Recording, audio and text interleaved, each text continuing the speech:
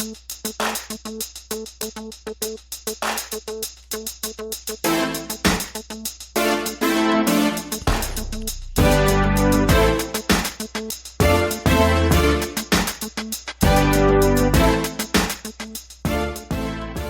and welcome to the Black Entrepreneur Blueprint Show.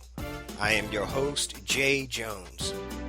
Black Entrepreneur Blueprint was created specifically to educate and inspire Black entrepreneurs to launch, build, and grow successful businesses. Join us as we help build an economic power base in the Black community by promoting business ownership. If you are currently an entrepreneur or want to be an entrepreneur, we invite you to join us every week here at Black Entrepreneur Blueprint.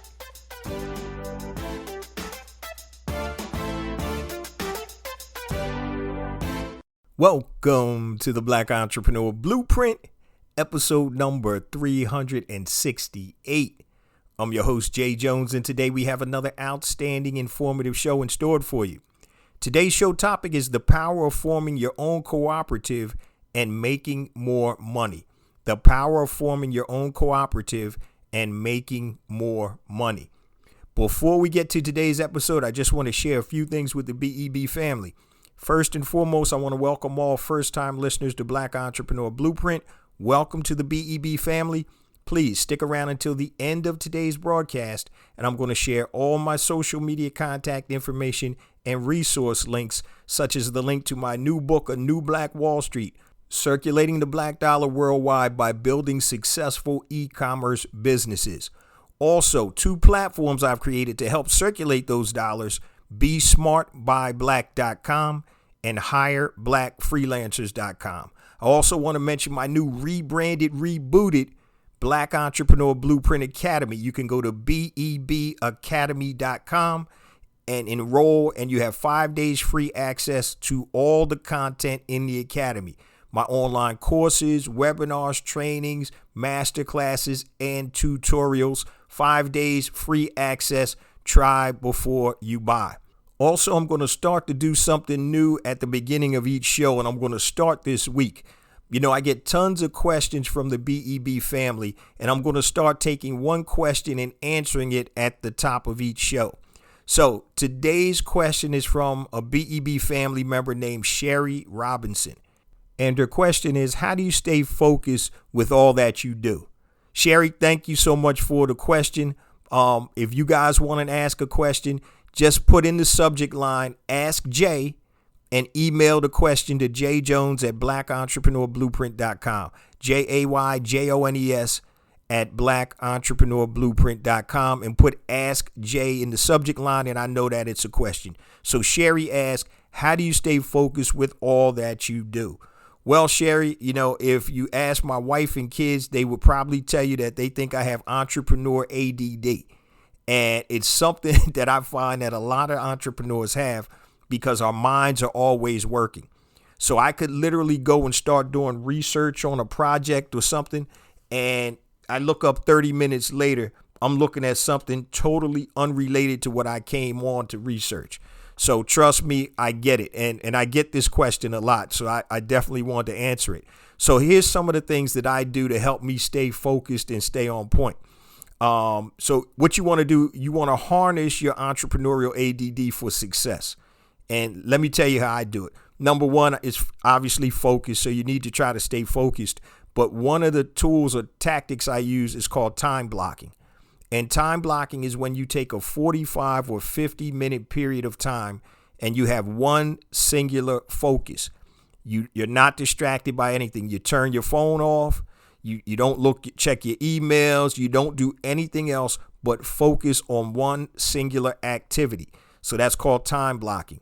I also am pretty good with strict time management. So if you looked on my phone or in my calendar, I can tell you what I'm doing next Wednesday at 3:00 p.m. So I'm pretty anal when it comes to stuff like that. So strict time management. Also, this is something I had to learn. You need to allow for specific time to let that entrepreneur ADD work. So just like you time block for one other specific task, then you can time block for your entrepreneur ADD also. because that's the creative side of you. So you never want to shut that down totally. You just need to be able to manage that creativity. So what I do normally, either once or twice a week, I'll take an hour or 45 minutes in the evening and I'll time block, and I'll just start playing around online or start researching ideas or other businesses or things of that nature. So you want to allow specific time to let your entrepreneur ADD work. So Sherry, I hope that answers your questions. You guys, if you have any questions that you want read on the show, once again, just email me, jjones@Black Entrepreneur Blueprint, and in the subject line, put Ask Jay. Now, let's get ready for today's episode. The power of forming your own cooperative and making more money. So we know, guys, being a successful entrepreneur is tough. We have a lot of trials and tribulations, and it's really a process to become a successful entrepreneur. But what would happen to your business if you formed a real cooperative? And we're going to talk about that. And we're going to also look at the difference between working or forming a cooperative or creating your own ecosystem. We're going to touch on that. So let's first start by defining what a cooperative is. A cooperative is involving mutual assistance in working toward a common goal. A cooperative is involving mutual assistance in working toward a common goal. Now, let's talk about some of the benefits of a cooperative, and then I'm going to give you a real life example or several real life examples of cooperatives that I've been in and cooperatives that I'm familiar with. But let's talk about the benefits at first. Normally in a good cooperative, the sum is greater than its parts. The sum of the cooperative is greater than its individual parts. Also, potential additional revenue and opportunities from co-op partners. So you'll have potential additional revenues and opportunities from co-op partners. So if you have 3 entities working as a co-op, then you hopefully should be getting other opportunities from those different entities that you're co-oping with. And last and definitely not least, the power of synergistic relationships. So you want to make sure your co-op is with synergistic companies or entities, okay? Now let's talk about what a true co-op is, okay? A true co-op is not just affiliate relationships. Now you can create affiliate relationships, that's fine, but an affiliate relationship is where you are an affiliate of a website company, and when people click on the link and buy the website, you get a commission. But remember the definition of a cooperative. It's involving mutual assistance in working toward a common goal. You're not working toward a common goal when you're an affiliate. Yes, you're making money, but you and that other entity are not working toward a common goal. They could care less what your goals are. They just want you to sell their products, right? So a true co-op is not an affiliate relationship. It should be a written agreement between 2 or more parties to work together for the greater good of the co-op. Now we're going to talk about the different types of co-ops, and we're going to talk about revenue sharing or the financial considerations when starting a co-op. Okay, now there are a couple of keys to a successful co-op. So number 1 is joint commitment on all parts. So if you have 3 parties in a co-op, everybody needs to be committed. That's why you need to sign something. Even if it's not written up or drafted by a lawyer, you need to sign something to help, make sure everybody's committed. Okay? So we'll talk about that commitment in a minute. Next, you need to be equally yoked. So if you're in a co-op and there are 3 entities in the co-op, and your entity and another entity are generating the majority of the leads or revenues, and that third entity is just basically sitting there reaping the benefits, that means you're not equally yoked. Okay. Then the last thing is you need to formalize your agreement. Even if it's, once again, not written up by a lawyer, it needs to be formalized, because expectations, family, will make or break any relationship. I don't care if it's a personal relationship or if it's a business relationship. Expectations will make or break any relationship. And I'm going to give you a couple of examples of these co-ops in a minute. So some things to consider when forming a co-op. Are you sharing revenues as a group, or are you keeping revenues separate? Are you sharing your revenue as a group? It goes into a pot, or are you keeping it separate? Also, if you're not sharing revenues, you need to make sure, once again, each partner is carrying their weight, carrying their load in terms of referrals or whatever else you're doing. So once again, being equally yoked. We're going to talk about the financial aspects of a cooperative too, and an ecosystem versus an ecosystem. So let's start first by, this is a personal example of mine. I was actually in a cooperative many years ago. Feels like a previous life now. I used to own an ADT alarm dealership years ago. And one of my friends, or a gentleman who became a good friend, had his own telemarketing company. And so we met and we used to talk about business all the time. And we decided to create a co-op. And the reason being was when I started my ADT alarm dealership, I actually had space, about 1,000 square feet, to build out an in-house telemarketing department. Now, as I started, I found that business is it's a crazy business. And that telemarketing department is really a business into and of itself. Hiring telemarketers, training them, making sure they come to work. Are they saying what they're supposed to be saying? It was something that I wasn't really prepared to do at the time. So when I met this brother who became a good friend, he actually owned a telemarketing company, and he used to telemarket for all types of different leads for home improvement and other companies. Never did alarms for that, but it was mostly home improvements. And I think he did credit card offers or something of that nature. And so what happened is we started talking, and I was like, yo, man, this might be a way. Actually, he approached me first. He said, we might be able to do something together. And he was like, look, I got a telemarketing company. I can telemarket for set appointments for your alarm company.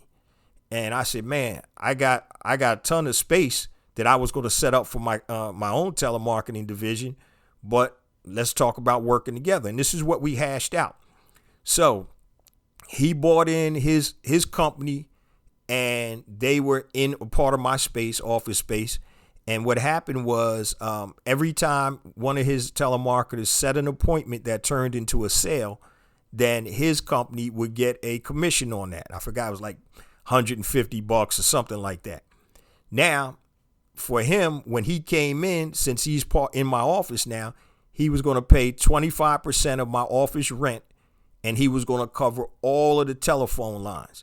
Because back in the day, before voice over internet protocol, VoIP, you had to run the lines. And so there were a ton of lines in there for his telemarketing department. So he paid 25% of the office rent and the phone lines. And what I paid him was I let him obviously move in. He didn't have to go get a lease, put all this money up front. And then I gave him a cut of anything that basically he sold that came from his telemarketers. Now, this relationship was going amazingly for about 2 years. And then he ran into some personal financial issues.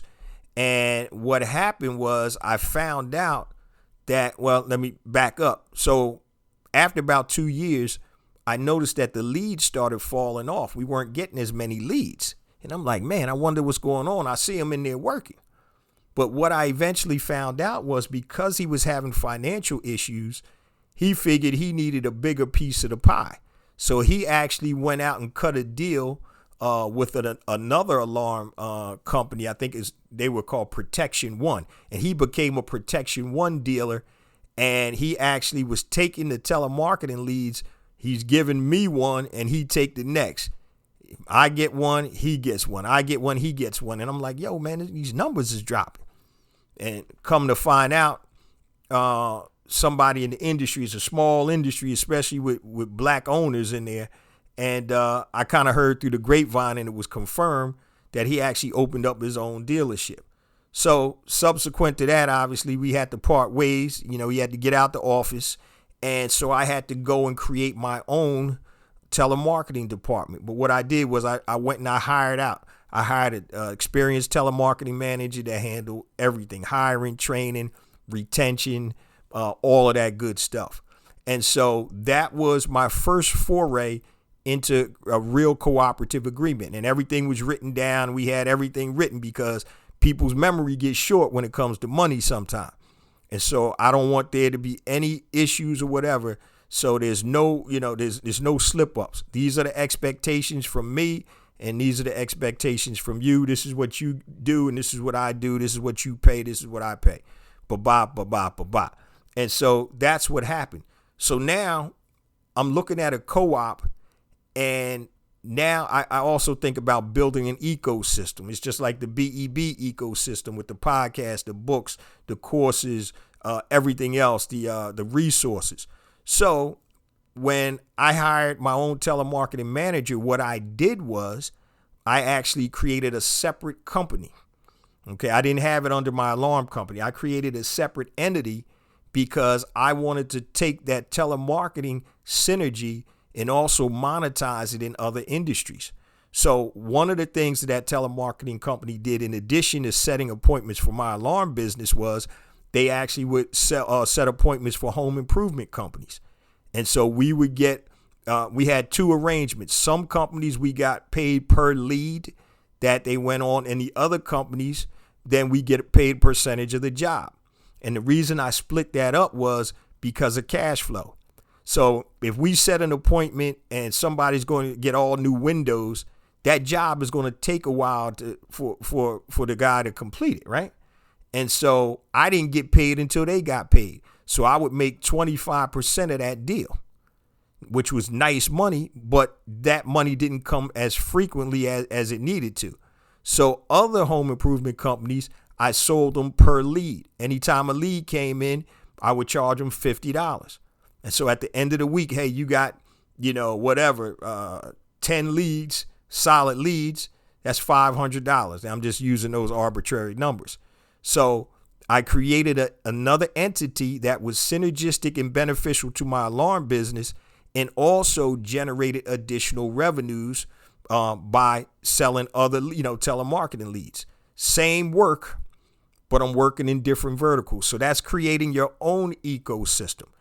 And I'll tell you another story as we move forward. So you have to look at creating a co-op or eventually bringing it in-house as an ecosystem, which is another spoke in your ecosystem. But you have to take into account the industries that you're in and the economies of scale. So certain industries you have to disclose if you're affiliated. And that comes to mind when I talk about my mortgage company. So in last week's episode, I touched on me owning a mortgage company.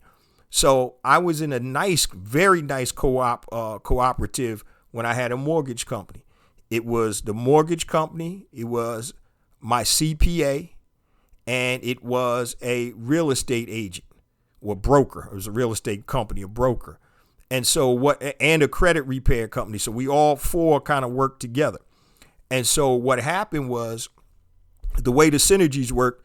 So the real estate company, obviously, they're selling homes. The people that are buying the homes, they're going to need mortgages. And so that was good. Credit repair. So if you weren't ready to get your mortgage, what we used to call mortgage ready, I had to, get your credit straight. So we refer out a credit repair company. And my CPA, a lot of times, people needed help with their taxes. I'm seeing all their financials when they're getting a mortgage. And so we would refer people, and the CPA always knew somebody that was looking for a home. So we worked all of that out well. So the four entities are a mortgage company, a real estate company, credit repair company, and a CPA, right? So that's the cooperative. And everybody was eating, everybody was making money. And what we did is we kept everything separate. So we didn't commingle or share fees because in our industries, we weren't allowed to do that. So as a mortgage loan officer, as a broker, I can't give anybody who's not a licensed broker a commission because they referred me a loan. All right. But what you do is you would set up a marketing company.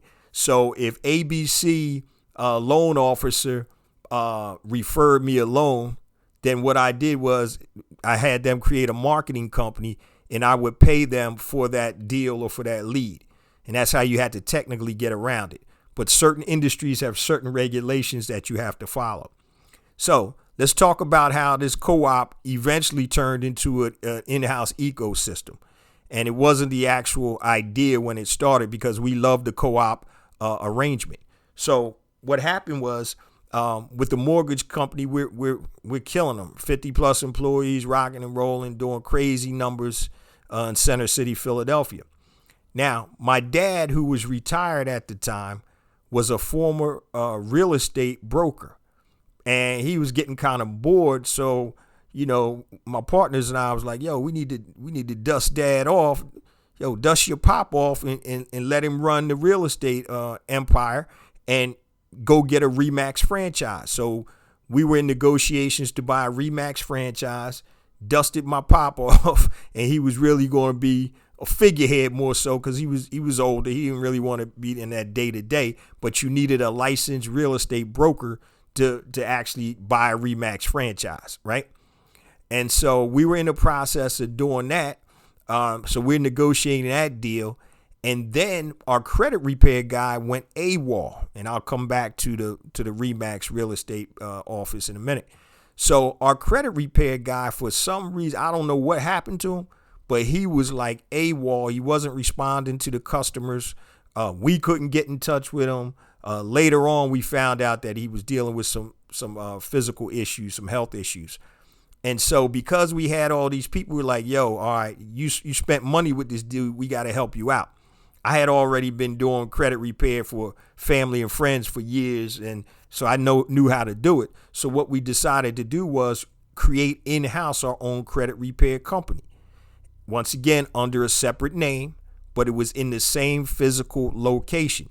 So what we did is we took, for no additional fee, we took the people that the other credit repair company abandoned. We finished up their work. And then we bought everything in-house. So when somebody would come to see us, oh, yeah, go to this side of the office, and that section of the office is the credit repair. So now we had the credit repair concept. So what I'm doing is I'm giving you the difference between creating your own ecosystem and a cooperative. Your own ecosystem is everything that you own. A cooperative is different entities coming together for a common cause or common goal. So now we had the mortgage company.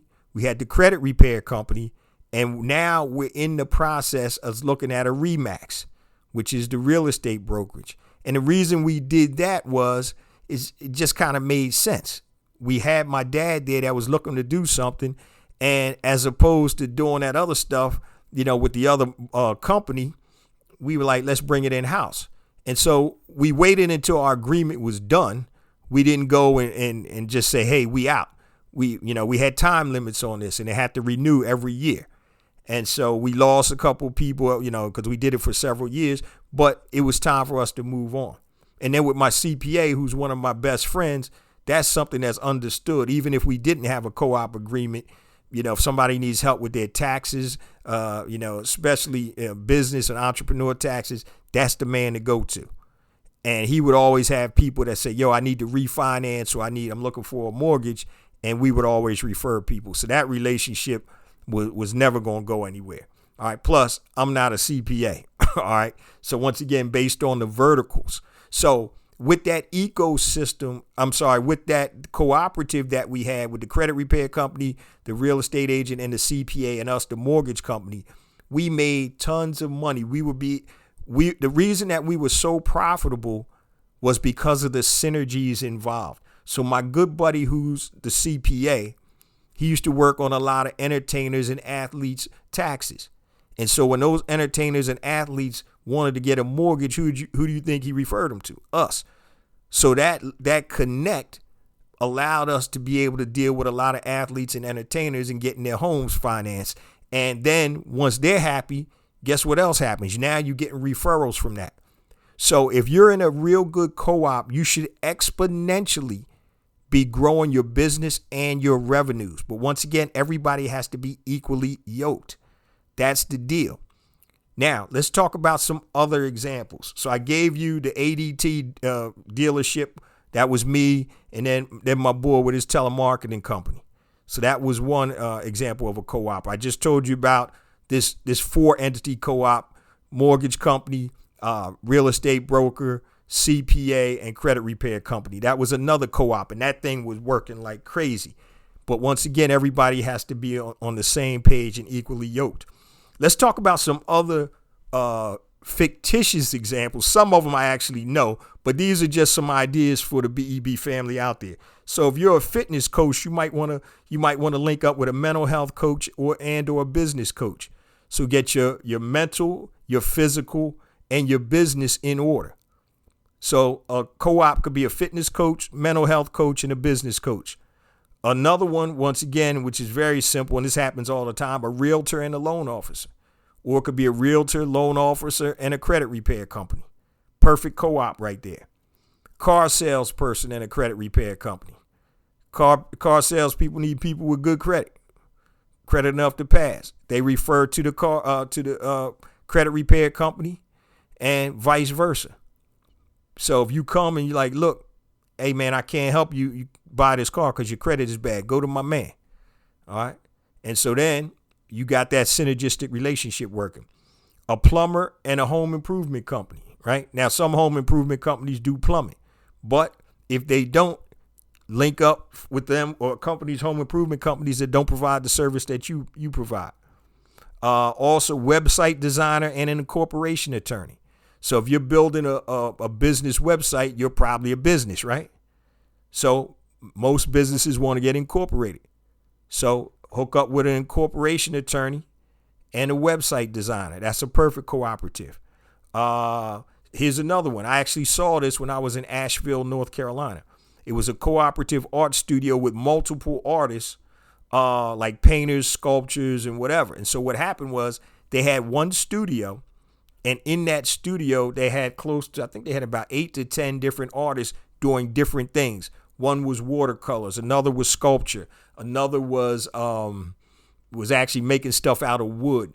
So they had different types of artists in this one cooperative location. So when people came in, then they had access or they were exposed to everybody else. And the great thing about what I loved about this, because y'all know I'll talk to anybody. I'm always looking for ideas and looking to figure out how stuff works. The lady that was actually in there that day was well versed on everybody else's art, because what they did was they took turns manning the studio. So if my day was Wednesday, I may be the only one in the studio. So if people came in and they wanted to talk about sculpture, I got to go over there and talk to them and try to sell for them. If they want to talk about watercolors, then I got to talk about our watercolor guy and sell for them. But what they did was they shared the space. So everybody financially was on the hook for 1/10 or 1/8 of the rent, whatever. I think it was 8 people maybe. They also sold each other's products. And so when they sold each other's products, then, that person got paid. But it was a great cooperative environment. Another good example of a co-op is something like a farmer's market. I know out in Cali, I think y'all call it a swap meet or something like that. But you have a whole bunch of different vendors. You're not necessarily working together, but you're bringing everybody together in one location and everybody benefits from that. And so you're working toward a common goal, which is traffic. Same concept as a mall, right? The mall, the benefit to being a retailer in the mall atmosphere is because you got the traffic. You don't necessarily need to advertise individually. So that's a cooperative environment that helps produce revenues for your business because you are in that mall or you are in that swap meet or you are in that farmer's market. But these are some of the things, guys, that you can use to leverage your business to grow exponentially, especially creating a cooperative or a cooperative arrangement, a physical cooperative environment, just like the art studio or the farmer's market or flea market, whatever you want to call it. Being able to leverage other synergistic entities that are going to help you sell products and or services. And that's something that I think we need to really focus in on. If you don't want to go that deep, so you have several levels to this type of concept. So if you just want to create affiliate relationships where you sell somebody's product or service and you get an affiliate commission, that's fine. If you want to go deeper and you want to create a real cooperative where you're leveraging everybody else or every other entity and you're creating something that's greater than the individual units, the sum is greater than its parts, then that's a cooperative. If you want to take it to the next step, then you're creating your own ecosystem where you're the only entity or you own all of the entities that are in the cooperative. So that's how you got to look at it, guys. So one of the things is it's all about working hard, but you got to work smart too. You know, I hear some of these, I'm not going to name them, some of these quote unquote gurus talking about I work harder than anybody. I work 80 hours a week for 10 years to build my business. And when I hear somebody say that, number one, it's not even possible. It's impossible to work at maximum efficiency consistently for that period of time. So I'm not even trying to hear that, because that's something that you can't sustain. That's not a strategy. Okay. I know we all busting our humps, you know, as entrepreneurs, but it ain't no way you're going to work that many hours consistently for years. It's almost like the parable of two loggers that are racing to cut a tree. So if you ever seen those big logging saws, they have handles on each side. So you have two people cutting one tree. So the parable, when I'm paraphrasing, and I don't even know where I heard it, goes like this. One team was out there busting their hump, never stopping, just cutting back and forth, cutting and cutting and cutting. While the other team was working hard, but they started to work smart. So what they realized was, as fast as they were cutting, after a while, that blade was getting dull. So they would work real hard. Then they'd stop for a second to sharpen their blade and get right back on it. They did that a couple of times, and they beat the other team because the other team was exhausted, and they also were dealing or trying to cut with a dull blade. And so once again, the moral to the story is you can't be a successful entrepreneur if you're using a dull blade. If you wear yourself out without recharging, then you're not going to work at maximum efficiency. The key to being a successful entrepreneur is working smart and hard, but at maximum efficiency. So when you hear people say, I work 80 hours a week for 10 years to build my such and such business. I wake up at 2 a.m. and I don't go to bed until midnight. Come on, man. How often can you do that? Is that realistic? And can it be something that's done consistently? And the answer is no. So you want to be able to use leverage in your business, and creating a co-op, a real co-op with committed partners or entities. That's a way to build leverage. I'm telling you, with my mortgage business, it helped take my mortgage business to another level. And the beauty about it is everybody's working together. Everybody's making money. Everybody's eating from it. And so once again, you just got to make sure you have the right people in the actual co-op. All right. Now, before we go to the last quarter of the show, let me just share my social media contact information and my resource links. So I mentioned at the top of the show, my new book is out, A New Black Wall Street, Circulating the Black Dollar Worldwide by Building Successful E-Commerce Businesses. Go to anewblackwallstreet.com. Pick yourself up a copy, $14.95 print, $9.95 for the digital version. Now, if you need additional assistance building that successful, sustainable e-commerce business, my flagship program is out, Brand Builder Academy Elite. Go to bbaelite.com and check it out. It's a 15-week implementation program that takes you from ideation, creating your brand, all the way to selling on your own platforms and other platforms, A through Z. Go to bbaelite.com and you can register and enroll in that program. Flagship program, pound for pound, one of the best e-commerce programs out there. Also, I mentioned at the top of the show, guys, 2 platforms I created to help circulate dollars in the worldwide black economy. If you are a product producer and you want to connect with black consumers worldwide, upload your product information to besmartbyblack.com. besmartbyblack.com. It is free, absolutely free. No reason why you shouldn't be on the platform.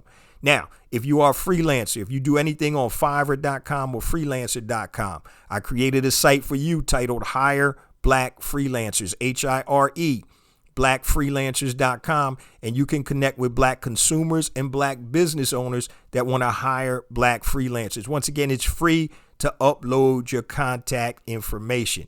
Now, I also mentioned at the top of the show my new rebranded, rebooted BEBacademy.com. Once again, everything, all my online courses, trainings, webinars, tutorials, master classes are in the BEB Academy, except Brand Builder Academy Elite. That is so comprehensive, it stands alone.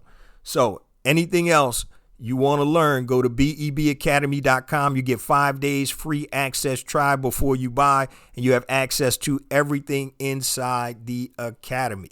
Now, I know that's a lot, but you can go to BEBconnect.com, and that will take you to all the links that I just talked about. It's actually a page on my website. Can't wait for this new site to drop, family. I'm going to let the site do the heavy lifting. All right. Now, if you want to link up and connect with me, anything long, hit me at my email, jjones@blackentrepreneurBlueprint.com. Every time I say J Jones, it's always spelt out, JAYJONES at blackentrepreneurBlueprint.com. Remember, if you want to ask a question that can be read on the show, put in the subject line, Ask Jay, send me an email with your question. Now, connect with me on Facebook, family. Go to Black Entrepreneur Blueprint and connect with me. Twitter, jjones001. Instagram, I got 2 IG accounts. My personal account, which I've been using the longest, is jjones for real, JAYJONES, the number 4, REAL. Also, Black Entrepreneur Blueprint on Instagram. Now, YouTube, please subscribe to my YouTube channel, family. I have additional content on YouTube. Just go to YouTube, type in BEB or Black Entrepreneur Blueprint, and hit the subscribe button. If you want to hook up with me on LinkedIn, make sure just go to LinkedIn, J Jones, Black Entrepreneur Blueprint. Clubhouse, if you're on Clubhouse, connect with me. I'm at I am J Jones, at I am J Jones on Clubhouse. Once again, all of this, family, is at BEBconnect.com. Links to everything that I just talked about. All right, that's a mouthful. Now, let's get back to the last portion of the show. And today we were talking about the power of forming your own cooperative and making more money. So the first thing that you want to do, guys, is you want to look at what synergistic entities out there can you partner with that makes sense for both of you guys. Once again, make sure you're equally yoked. You don't want to have a situation where you're sending more business or bringing in more business for the other entity or entities versus what they're doing for you. All right, because it has to be mutually beneficial, and you want to make sure that you can eat from it. And you also want to make sure that it makes sense. Now, if that doesn't make sense, you may want to look at, building your own ecosystem where you're controlling all the entities that are in the co-op, which is basically your own. Now, they may be under different names, just like my telemarketing company was a different name than my alarm company. Okay, because I was doing work for other companies and other verticals with that telemarketing division or that telemarketing company. But this is something, guys, that can exponentially grow your revenues. And if you're a smart business owner, smart entrepreneur, when you get a new customer, then you want to leverage that customer to do what?